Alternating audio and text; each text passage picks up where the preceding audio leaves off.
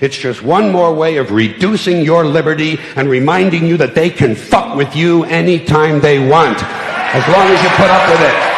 As long as you put up with it. Which means, of course, anytime they want. Because that's what Americans do now. They're always willing to trade away a little of their freedom in exchange for the feeling, the illusion of security. What we have now is a completely neurotic population obsessed with security and safety and crime and drugs and cleanliness and hygiene and germs. There's another thing. Germs. Where did this sudden fear of germs come from? In this country. Have you noticed this? The media constantly running stories about all the latest infections, salmonella, E. coli, hantavirus, bird flu, and Americans they panic easily, so now everybody's running around scrubbing this and spraying that and overcooking their food and repeatedly washing their hands, trying to avoid all contact with germs. It's ridiculous, and it goes to ridiculous lengths. In prisons, before they give you a lethal injection, they swab your arm with alcohol.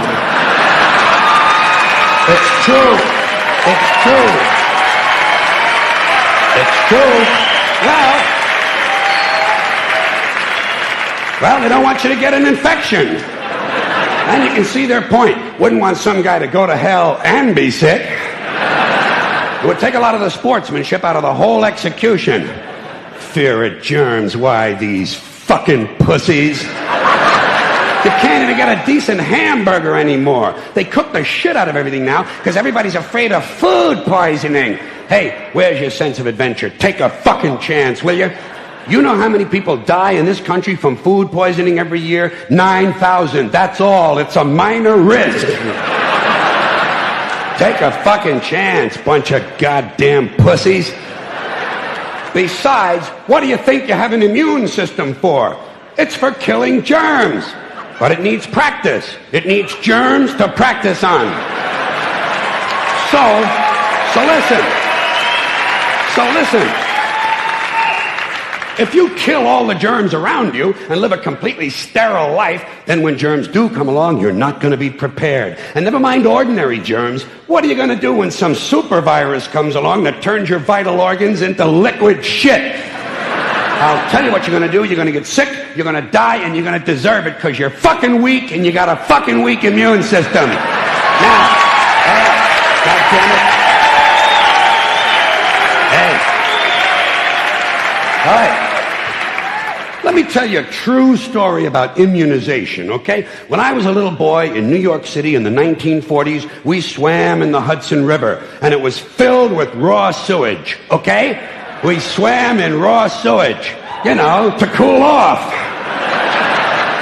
And at that time, the big fear was polio. Thousands of kids died from polio every year. But you know something? In my neighborhood, no one ever got polio. No one, ever. You know why? Because we swam in raw sewage. It strengthened our immune systems. The polio never had a prayer. We were tempered in raw shit.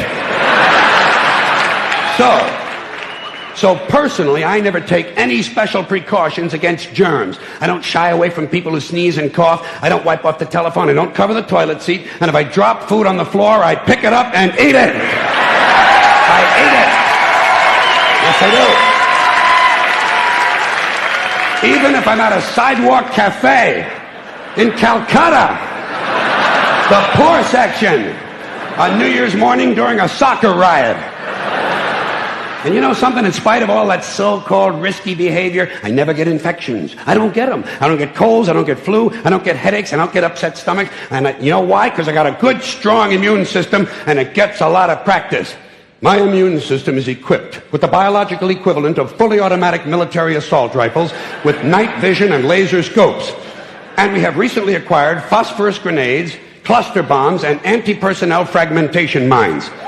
So, when my white blood cells are on patrol, reconnoitering my bloodstream, seeking out strangers and other undesirables, if they see any suspicious-looking germs of any kind, they don't fuck around.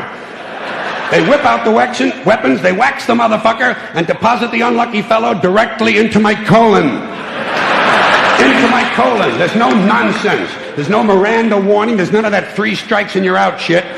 First defense, bam, into the colon you go.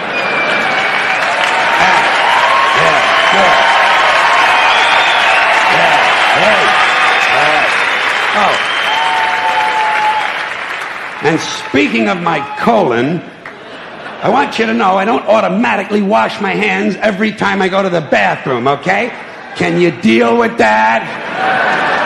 Sometimes I do, sometimes I don't. You know when I wash my hands? When I shit on them. That's the only time. And you know how often that happens? Tops. 2-3 times a week. Tops. Maybe a little more frequently over the holidays. You know what I mean? And I'll tell you something else, my well-scrubbed friends. You don't always need a shower every day. Did you know that? It's overkill. Unless you work out or work outdoors or for some reason come in intimate contact with huge amounts of filth and garbage every day, you don't always need a shower. All you really need to do is to wash the 4 key areas. Armpits, asshole, crotch, and teeth.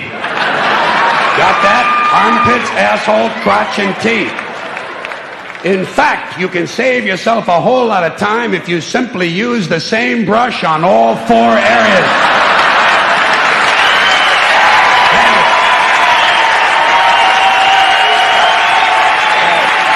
Thank you. I appreciate it. Thank you.